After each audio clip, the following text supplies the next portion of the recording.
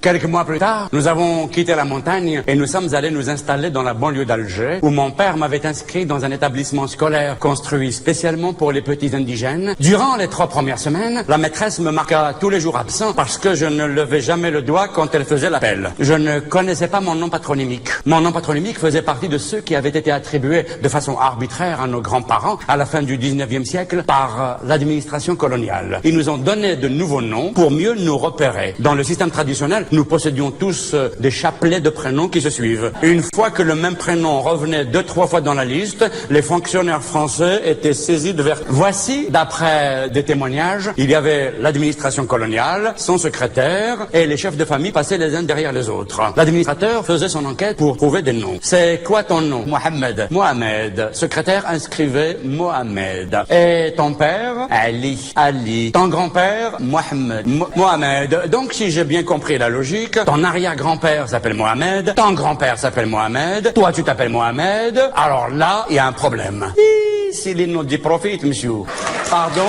Qui profite? Les prophètes, c'est Mohamed sallallahu alayhi wa sallam. Je vais t'expliquer tout de suite la situation. Comme ça, tu vas comprendre pourquoi qu'il s'appelait toujours Mohamed. Chez nous, les musulmans, quand il y en a un garçon qui est né, toujours, les garçons qui est né les premiers, on lui donnait. T'es sûr que tu comprenais bien les français, toi? Tu me regardais comme ça. T'es sûr que tu as été à l'école? Attends, je vais parler doucement. Je vais parler doucement, comme ça, les mots, ils viennent pas vite, comme ça, les comprenez tout. Chez nous, les musulmans, Allahu Akbar, quand il y en a un garçon qui est né, après il est parti au travail, vous donnez le nom de Mohamed au premier garçon qui est né dans la famille. C'est ça. Donc toi, tu es le premier. C'est ça. Et tu t'appelles Mohamed, Ben Ali, Ben Mohamed, Ben... Dis-moi, le maréchal Ferrand, comment ça se fait qu'il porte exactement le même nom que toi? Si les frères, dis-moi, monsieur, comment ça c'est le frère de toi? Tu viens de me dire que c'est le premier garçon à qui on donne le nom de Mohamed. Et lui aussi s'appelle Mohamed. Alors, attends, je vais t'expliquer. Moi, j'ai m'appelé Mohamed parce que je suis né les premiers d'Ikouti d'Ipir. Louis, c'est mon frère, s'appelait Mohamed parce qu'il est né premier d'Ikouti de sa mère. Et donc de ta mère. Non, de sa mère. Chacun sa mère, alors. Et j'ai encore 4 autres frères qui s'appelaient Mohamed parce que mon père, il a posé 9 femmes. Oh putain.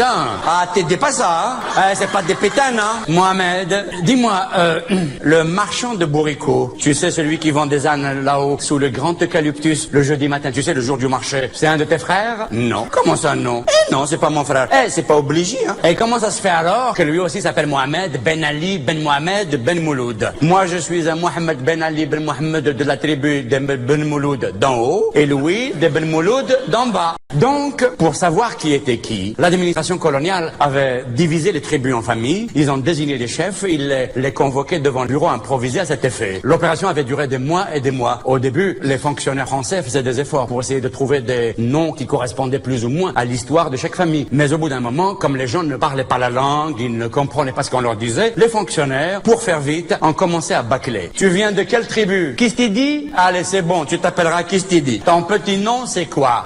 Slimane. À partir d'aujourd'hui, tu seras Kistidi Slimane. D'accord? Allez, au suivant. Et c'est comme ça qu'il y a eu la famille Poussipa, il y a eu la famille Chacun sa tour s'il vous plaît, il y a la famille Tidikoun, la famille Merde alors, et il y a la célèbre famille Kiskifichou. Mais nos grands-parents, entre eux dans la tribu, continuaient à utiliser le système d'appellation traditionnel. Et c'était pour cela que moi je ne réagissais pas du tout lorsque la maîtresse m'appelait par mon nom patronymique que je ne connaissais pas. Mais un jour, en traversant les rangs, elle s'était arrêtée devant moi et avait lu le nom inscrit sur l'étiquette qu'on m'avait cousu sur le tablier décollé qu'on m'avait donné. Et là, elle s'est mise à hurler, à me parler dans sa langue que je ne comprenais pas. Puis soudain, elle me prit par le col de la chemise et entraînait chez le directeur